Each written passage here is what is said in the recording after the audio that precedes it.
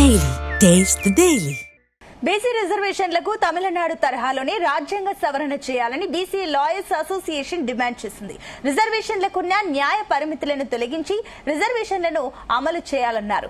న్యాయ ఇతర ప్రభుత్వ శాఖల్లోని పోస్టుల్లో అగ్రకులాలకు మాత్రమే ప్రాధాన్యత ఇస్తున్నారని విమర్శించారు. ఇక రాష్ట్రంలోని అన్ని నామినేటెడ్ పోస్టుల్లో బీసీలకు ప్రాధాన్యత ఇవ్వాలని డిమాండ్ చేశారు.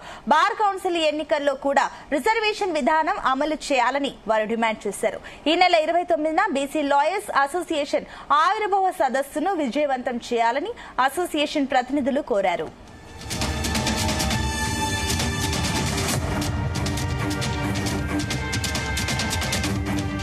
ఏ రూపం ఇవ్వాలి, ఆ కార్యాచరణ ఏ విధంగా ఉండాలి, దానికి సంబంధించినటువంటి సమస్యలకు పరిష్కారాలను ఏ విధంగా చూపించాలి, దాంట్లో నాయకత్వం ఎలా వహించాలనే దానిపైన ఇవాళ ముఖ్యంగా ఈ యొక్క BC lawyers association Telangana state డి మేము ప్రారంభించుకోవడం అనేది జరిగింది. దీంట్లో ముఖ్యంగా ఈ 42% సాధించాలనుకున్నటువంటి ఆ యొక్క రిజర్వేషన్స్ ను మూకుమ్మడిగా మేము చెప్పడం ఏమిటంటే అది షెడ్యూల్ 9 లోపల రాజ్యాంగంలో పెట్టడం ద్వారానే దానికి ఒక పరిష్కార మార్గం దొరుకుతుంది. ఎలాగైతే తమిళనాడులో 69% చేసుకున్నారో ఆ విధంగా దొరుకుతుంది అనేది ఒకటి. రెండవది, జ్యుడిషియరీ సిస్టమ్ లో బీసీలకు జరుగుతున్నటువంటి అన్యాయాల మీద లేదా వివక్ష మీద ముఖ్యంగా మా యొక్క పోరాటం ఉండబోతుందని తెలియజేస్తా ఉన్నాం. మనం ఇంతకుముందే చెప్పుకున్నాం, సుప్రీంకోర్టుకు సంబంధించినటువంటి జడ్జెస్ నే గాని, హైకోర్టుకు సంబంధించినటువంటి జడ్జెస్ నే గాని ఇక్కడ వాళ్ళు రాజకీయంలో ఎదగడానికి బ్రహ్మాండంగా అడ్వర్టైజ్మెంట్లు చేసుకుని ఒక 100 కోట్ల రూపాయలు పెట్టి ఒక మీటింగ్ బోయినపల్లిలో పెట్టడం జరిగింది.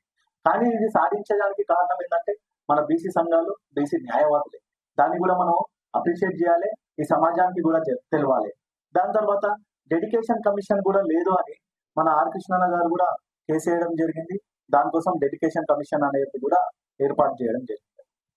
2024 జూన్ లో స్థానిక సంస్థ ఎలక్షన్లు జరపడం లేదు అని ఒక కేసు వేస్తే హానరబుల్ హైకోర్టు జస్టిస్ మాధవి గారు చెప్పారు ఏంటంటే, మీరు సెప్టెంబర్ 30th లోపట్ల మీరు ఎలక్షన్స్ జరిపేసేయాలి, రిజల్ట్స్ కూడా రిలీజ్ అనేది చేయాలి.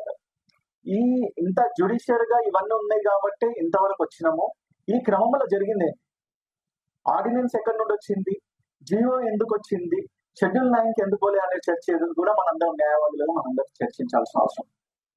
ఆర్డినెన్స్ ఎప్పుడు తీసుకొని వస్తారంటే ఎప్పుడైతే పార్లమెంట్ సమావేశాలు జరిగాయో